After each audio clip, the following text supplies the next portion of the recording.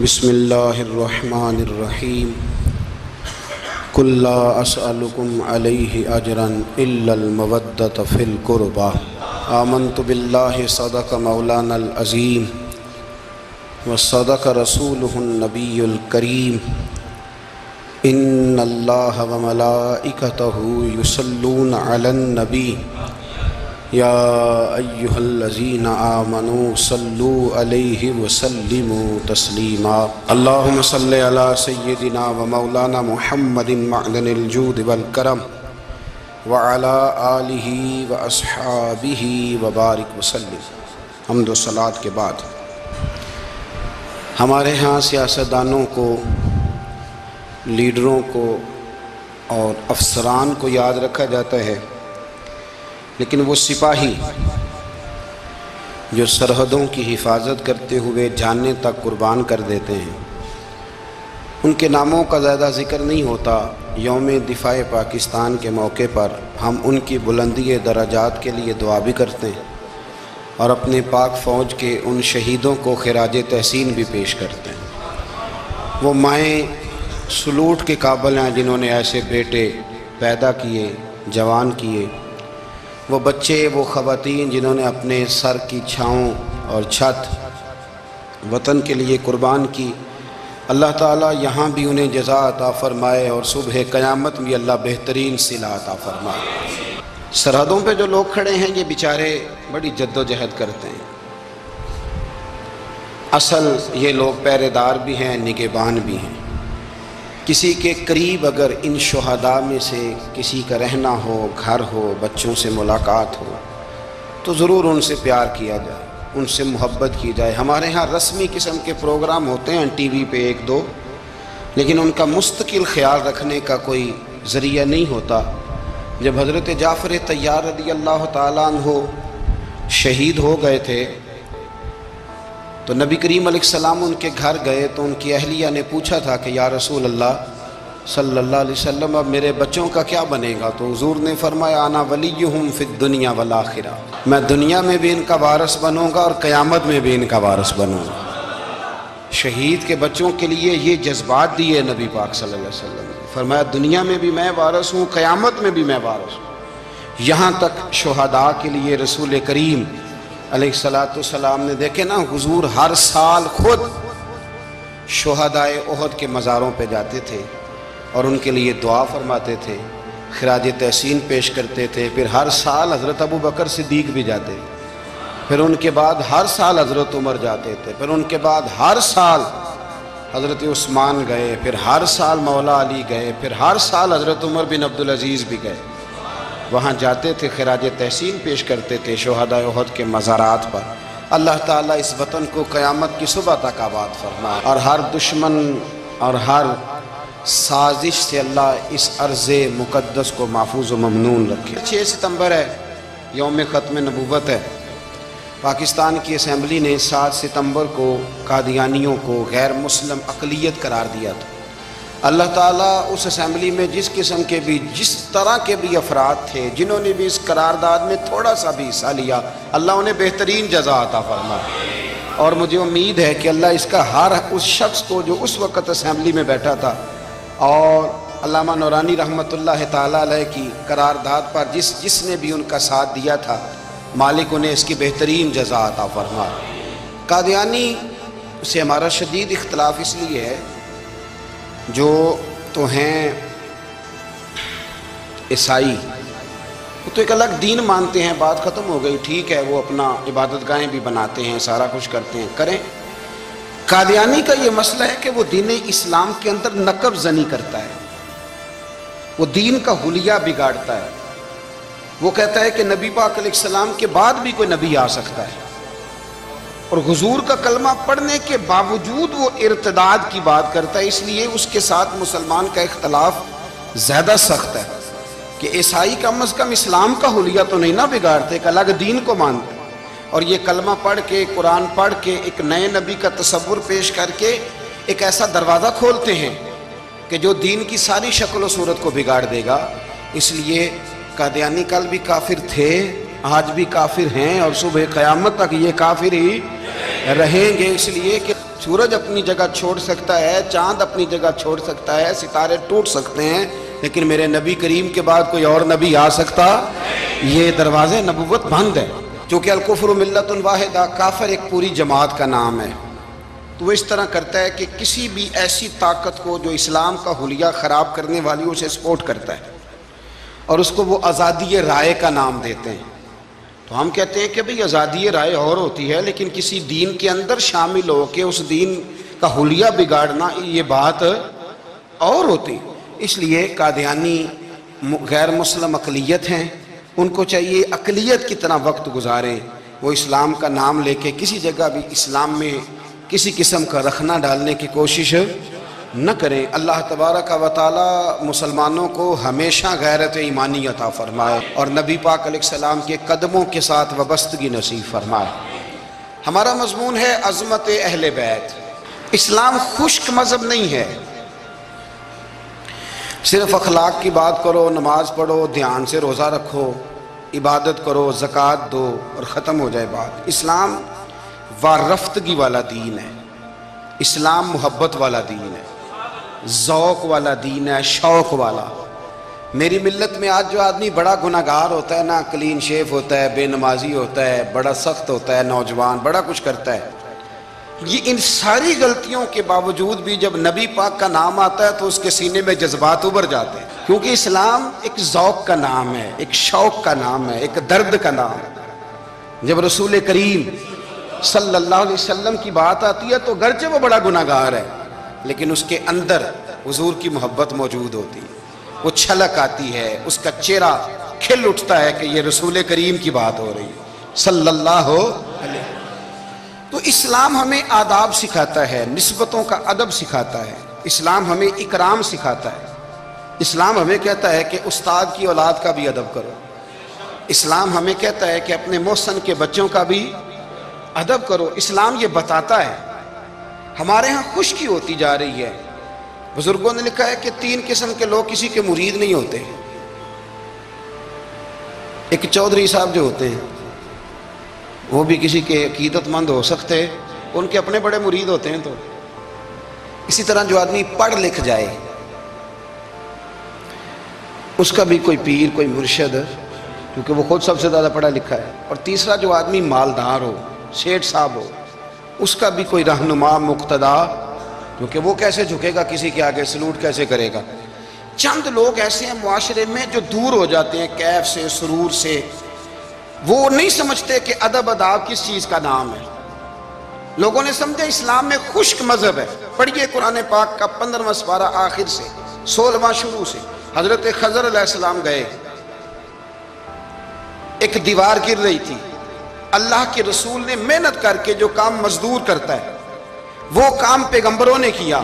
حضرت موسیٰ اور جناب خضر نے دیوار سیدھی کی، اور جس بستی کی دیوار سیدھی کر رہے ہیں انہوں نے پانی بھی نہیں پلایا، کھانا بھی نہیں پوچھا، لیکن حضرت سیدنا خضر علیہ السلام نے دیوار سیدھی کر دی، محنت کی، کوشش کی، پسینہ بھی آیا، تھکاوٹ بھی ہوئی۔ حضرت موسیٰ علیہ السلام فرمانے لگے خضر سمجھ نہیں آئی، یہ تو اتنے خشک لوگ ہیں، پانی تک نہیں پلایا، اور آپ نے اتنی محنت کر کے دیوار سیدھی کی، تو پڑھ لینا آپ قرآن پاک۔ حضرت جناب خضر علیہ السلام کہنے لگے کہ یہ اصل میں نا ان کے لیے نہیں کیا، یہ کسی نیک کی نسبت ہے، اس دیوار کے نیچے خزانہ ہے، دیوار گر جاتی، خزانہ ظاہر ہو جاتا، خزانہ یتیم بچوں کا ہے۔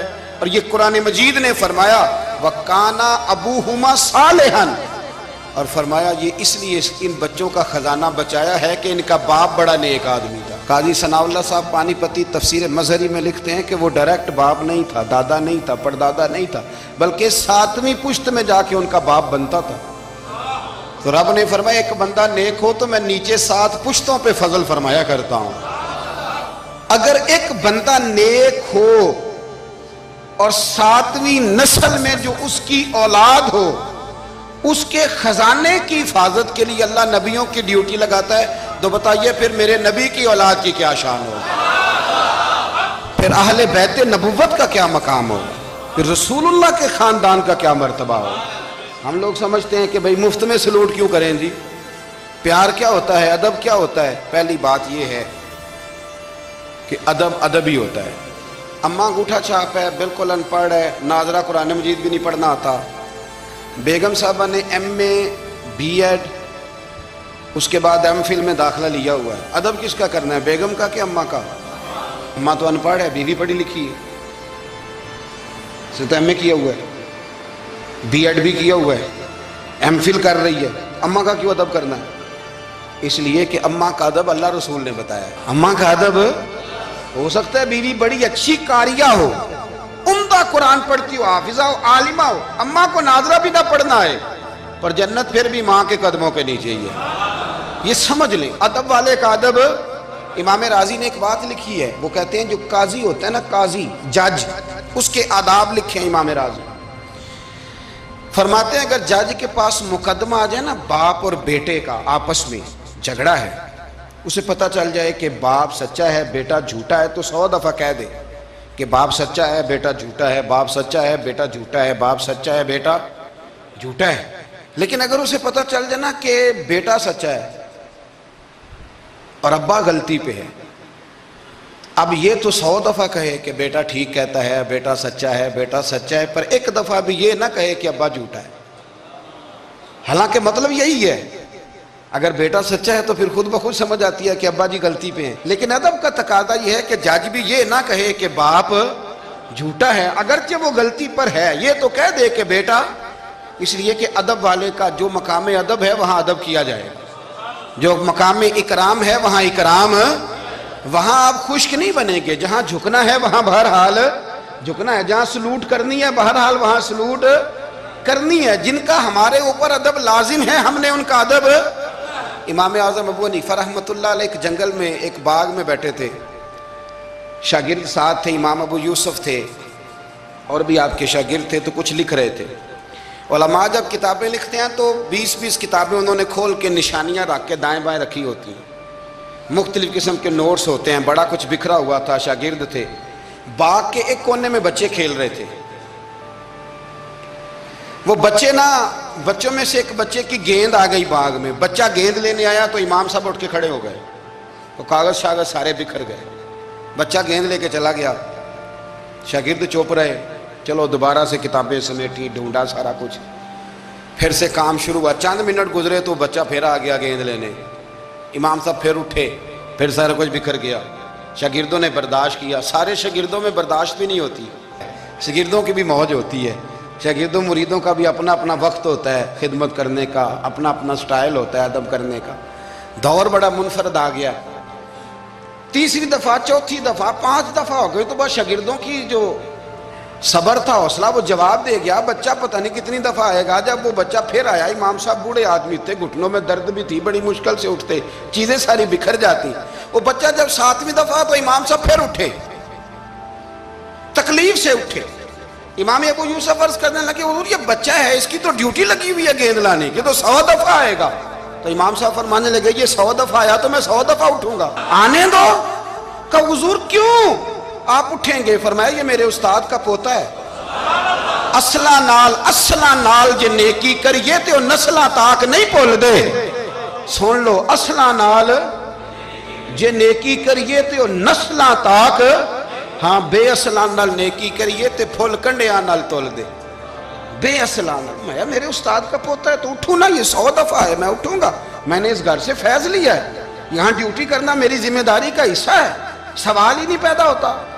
صحابہ کرام فرماتے ہیں نبی پاک کے اخراجات بہت زیادہ تھے، آمدن کوئی نہیں تھی، بظاہر بڑے خرچے تھے، مہمان بڑے آتے تھے، بڑے معاملات تھے، اور دین کا کام بذات خود ایک محنت ہے.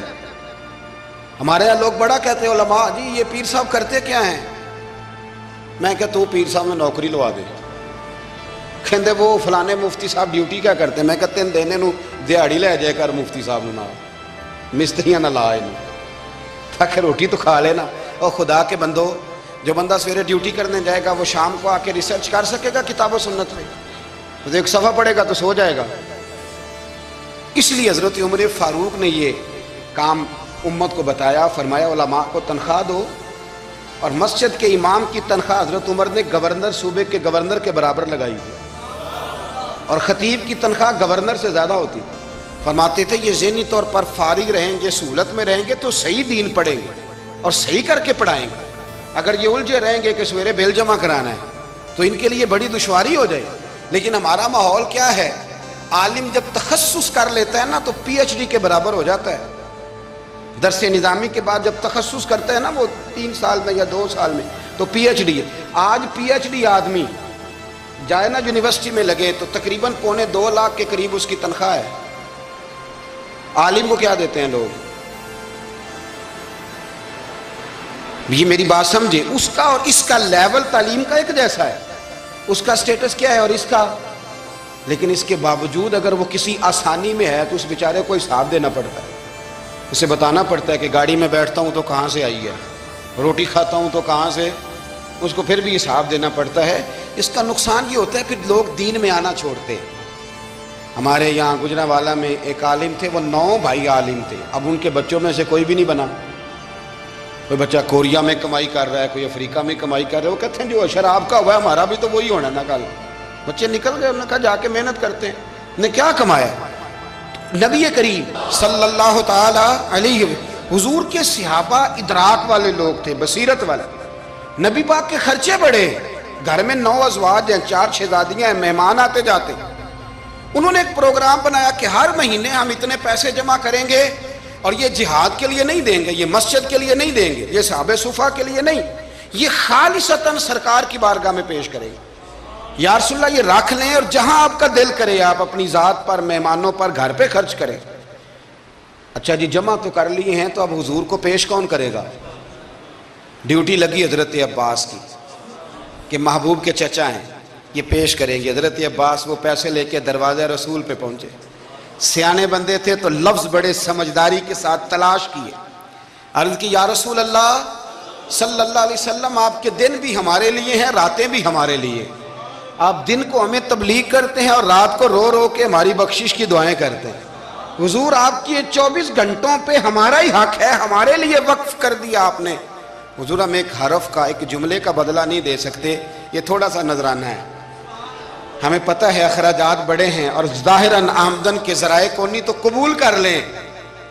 حضور کو جواب دینے ہی لگے تھے کہ اللہ پاک نے قرآن پاک نازل کر دیا، سورہ شورى کی آیت نمبر 23، فرمایا محبوب قل لا اسألکم علیہ اجرا، محبوب ان سے فرما دو کہ اس تبلیغ دین پر گویا طائف میں پتھر کھانے سے لے کر احد میں دانت شہید کرانے تک، لا اسألکم علیہ اجرا، میں تم سے کسی اجر کا سوال نہیں کرتا، الا المودۃ فی القربى، ہاں اگر کچھ کرنا ہے تو میرے اہل بیت سے پیار کرتے رہنا، میرے اہل بیت سے۔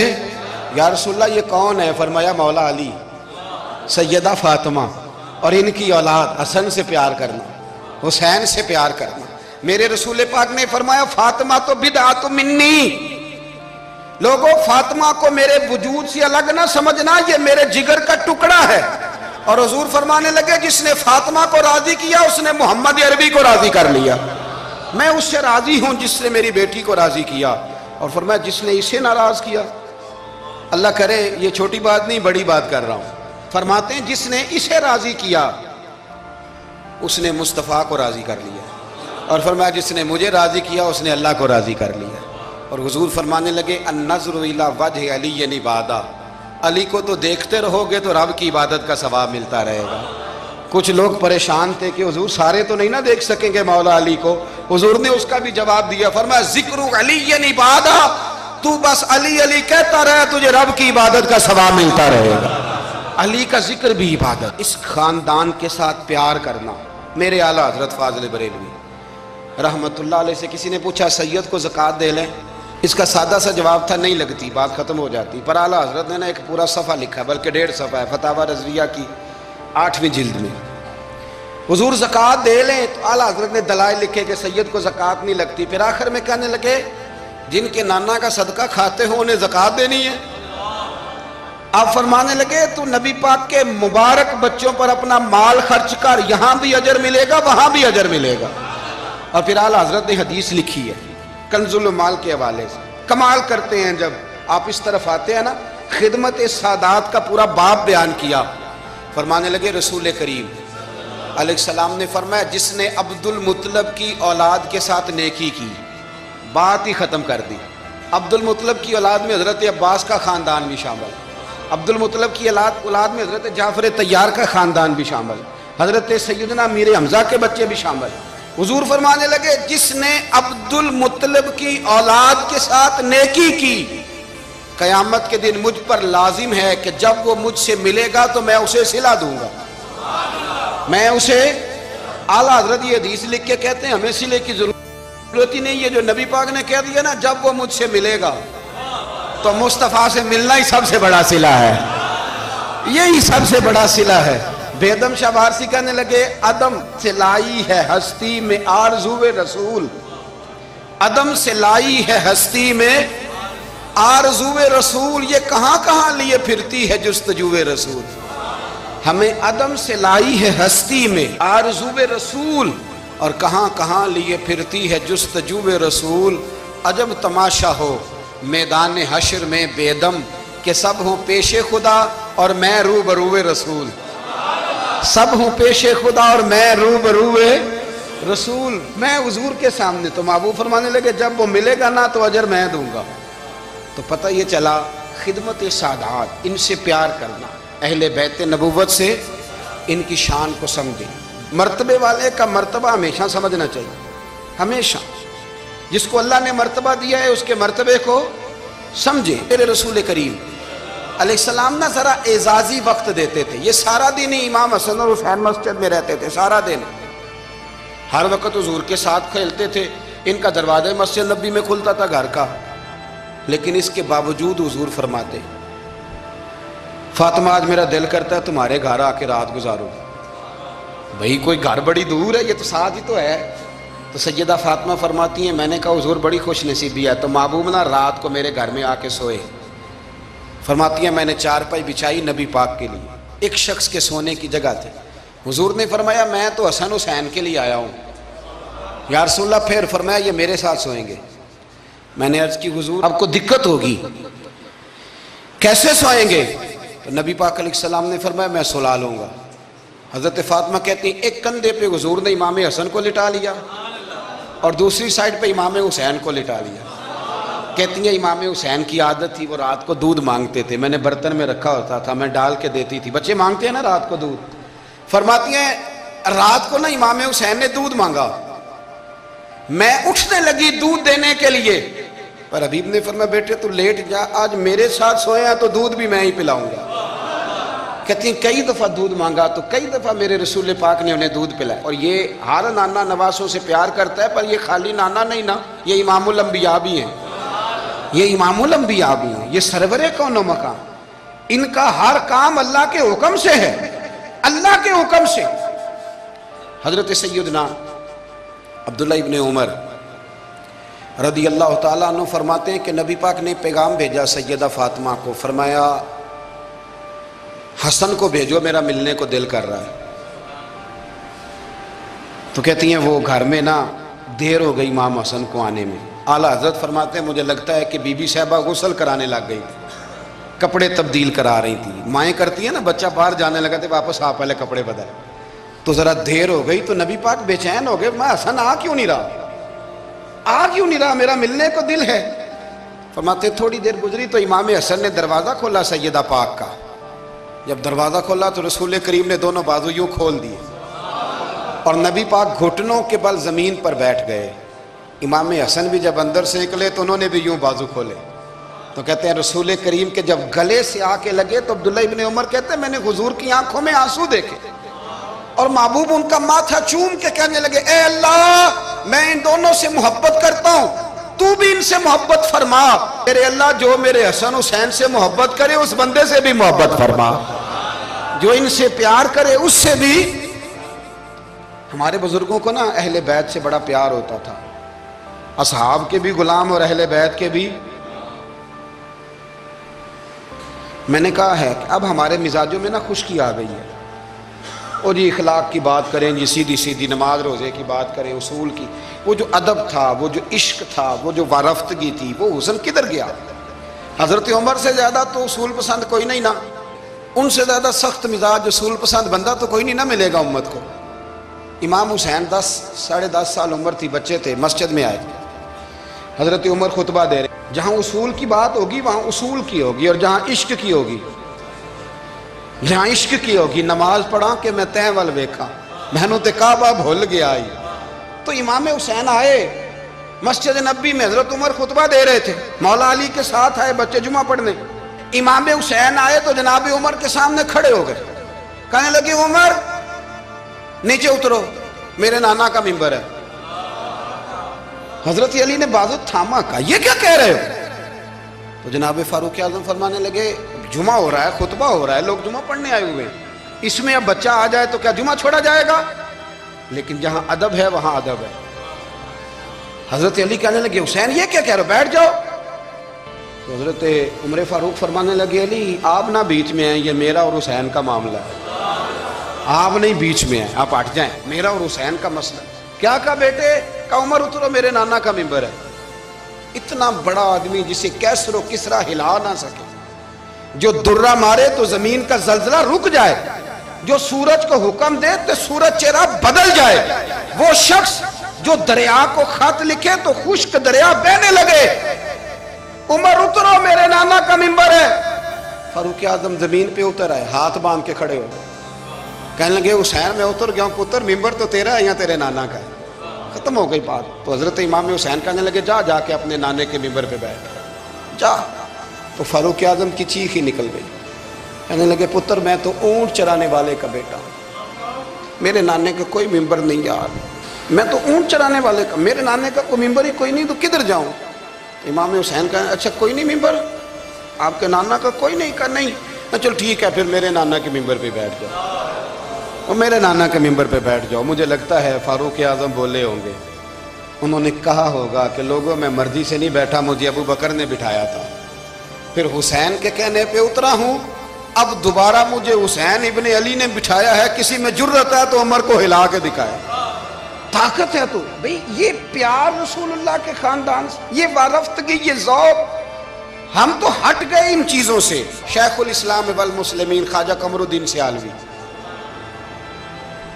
خواجہ صاحب سچ مچ کے شیخ الاسلام تھے، اور اللہ تعالیٰ نے انہیں بڑا ہی اعزاز عطا فرمایا، بڑی بات تھی، ایسے شیخ بھی کم دنیا میں ہوتے ہیں، اور 20 علماء ان کے مرید تھے۔ پنڈی کے علاقے میں نا اپنے بہت سارے علماء، کسی علماء کی میٹنگ میں گئے تھے، علماء کافی تھے، تو ایک سید عالم تھے، انہوں نے نماز پڑھائی، عالم بھی تھے اور سید بھی تھے، جماعت کرائی، تو نماز کے بعد پتہ چلا کہ کوئی ایسی واضح غلطی ہو گئی ہے کہ نماز ہوئی نہیں۔ اب ہمارے تو کسی نمازی کو کسی مسئلے کا پتہ چل جائے دوسروں کو جینے نہیں دیتا، کہتا صرف میری نماز ٹھیک ہے، تم سب کی غلط ہے، اور پھر بندہ عالم ہو، اسے پتہ ہو مسئلے کا، تو پھر وہ سانس لینے دے، یہ بڑا مشکل کام ہے۔ علم یہاں بالکل زیادہ ہو تو پھر بندے کو حوصلہ ہوتا ہے، اس پہ کو پتہ ہے تھوڑا پانی ہوتا ہے نا برتن میں تو آوازیں زیادہ نکالتا ہے۔ علماء سارے کہنے لگے جی جلدی سے بتائیں جی حضرت صاحب وہ نماز نہیں ہوئی، تو خواجہ صاحب فرمایا چپ کر جو، پتہ مجھے بھی ہے نماز نہیں ہوئی، پر مسئلہ یہ ہے میرا مولوی نہیں نا، یہ رسول اللہ کا خاندان ہے، اور تیری نسل پاک میں ہے بچہ بچہ نور کا، فرمایا یہ حضور کا خاندان ہے، چپ کر جاؤ، طریقے سے بات کرنی، ادب سے، اور کوئی عالم ہوتا تو میں لقمہ دیتا، یہ سادات ہیں، چپ کرو۔ چلو کہنے لگے میں نہ سوچ رہا ہوں کہ کوئی جملہ مل جائے تو شاہ جی کو کہوں کہ نماز نہیں ہوئی، حالانکہ بڑے عالم تھے خواجہ صاحب، بہت زبردست قسم کے محقق عالم تھے۔ تھوڑی دیر کے بعد کہنے لگے لو جی مجھے نا مل گیا جملہ، میں شاہ جی کو بتانے لگا ہوں۔ کب بتائیں؟ تو سلام لیا آگے جا کے، شاہ جی کے ہاتھ چومے، کہنے لگے حضور آپ کے پیچھے نماز پڑھی ہے، سید ہیں تو مزہ بڑا آیا ہے، ان 4 رکعتوں کا بڑا ہی مزہ آیا ہے، ہمارا دل کرتا ہے ایک دفعہ یہی نماز دوبارہ نہیں پڑھا دیتے، مزہ ہی بڑا آیا ہے نا، ذرا ایک دفعہ دوبارہ نہیں پڑھا دیتے نماز، مزہ بڑا ہے۔ تو شاہ جی کہنے لگے لگ مجھے بھی رہا تھا نماز کوئی نہیں ہوئی، پر میں کہہ رہا تھا شاید میرا وہم ہی ہو، لگ رہا تھا کہ نماز نہیں ہوئی۔ تو آپ بڑے سمجھدار آدمی ہیں، آپ نے سید کا ادب بھی بچا لیا ہے اور مسئلہ بھی بتا دیا ہے، تیری نسل پاک میں ہے بچہ بچہ نور کا، تو ہے عین نور تیرا سب گھرانہ نور کا۔ حضرت ابو ہریرہ رضی اللہ تعالیٰ عنہ امیر المومنین فی الحدیث، یہ بھی مومنوں کے امیر ہیں علم حدیث میں۔ یوں بیٹھے تھے سارے طالب علم آپ کے سامنے، حدیثیں سننے والے سینکڑوں لوگ، حضرت ابو ہریرہ حدیثیں بیان کر رہے۔ مدینہ منورہ میں تازی تازی بارش ہوئی تھی، امام علی مقام ابھی نوجوان تھے، امام حسین نہ آئے، بارش ہوئی، چھوٹے چھوٹے گڑھے مدینہ منورہ میں تو ان میں پانی کھڑا تھا۔ امام حسین نے نا قدم رکھا زمین پہ تو آپ کے پیروں کو نا تھوڑی مٹی لگ گئی۔ مٹی بھی کیا تھی؟ مدینے کی مٹی تھی، مٹی آپ کے قدموں کو لگ گئی۔ شاگرد کو بھی بندہ کہہ سکتا ہے کہ جا ذرا امام صاحب کو کپڑا دے، کوئی پیر صاف کرنے، کسی کو بھی کہہ سکتا ہے۔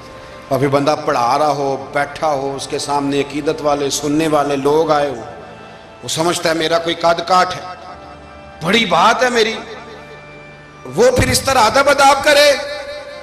جب امام حسین نے قدم رکھا نا زمین پہ مٹی لگ گئی تو اب شاگردوں کا منہ اس طرف تھا، حضرت ابو ہریرہ کا ادھر تھا، وہ دیکھ رہے تھے۔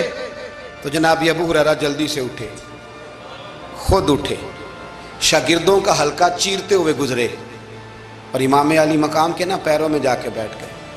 حضرت ابو ہریرہ کی داڑھی سفید، امام حسین کی کالی۔ حضرت ابو ہریرہ نے اپنی پگڑی کھولی اور امام حسین کے پیر صاف کرنے لگے۔ پیر حضرت امام حسین نے قدم پیچھے کھینچے اور کہا آپ کیا کر رہے ہیں؟ آپ بزرگ ہیں، میں تو جوان ہوں، یہ کیا کر رہے ہیں؟ تو حضرت ابو ہریرہ رو پڑے، کہنے لگے حسین میں کالی داڑھی کا ادب نہیں کر رہا، میں خون رسول کا احترام کر رہا ہوں، میں خون رسول کا ادب کر رہا ہوں۔ یہ نبی پاک کا خاندان، یہ رسول اللہ صلی اللہ تعالی علیہ وسلم کا خاندان ہے۔ اس خاندان نبوت کا اکرام کرنا، ان کا احترام کرنا، ان سے پیار کرنا، ان کی قدر کرنا، ان کے لیے اپنے دل میں آنکھوں میں عزت رکھنا، ان کے لیے شفقت کے بازو کھولنا، یہ چیز اللہ کو بھی راضی کرتی ہے، اللہ کے رسول کو بھی راضی کرتی ہے۔ فقیر آتا ہے ہمارے دروازے پہ مانگنے، آگے بھلا کیا کہتا ہے؟ تیرے بچے جیتے رہیں۔ پیسے بچے کماتے ہیں کہ ابا جی؟ دینے کس نے؟ بچوں کا نام کیوں لیتا ہے؟ اسے کہنا چاہیے اللہ تیرے کاروبار میں برکت کرے، کمانے والا زندہ رہے۔ وہ کیا کہتا ہے؟ بچے، بھائی پیسے بچوں نے کمائے ہیں، کوئی ہاں بچوں نے دینے ہیں، تیرے بچے۔ اس کا مطلب یہ ہے کہ جو جس کے بچوں سے بھی پیار کرے وہ بندہ اچھا لگتا ہے، جو جس کے بچوں سے بھی محبت کرے وہ بندہ اچھا لگتا ہے، وہ پیارا لگتا ہے۔ تو میرے بھائی جو مصطفیٰ کے بچوں سے پیار کرے، جو رسول اللہ صلی اللہ علیہ وسلم کے بچوں کا احترام کرے، جو حضور کی نسل پاک کا ادب کرے۔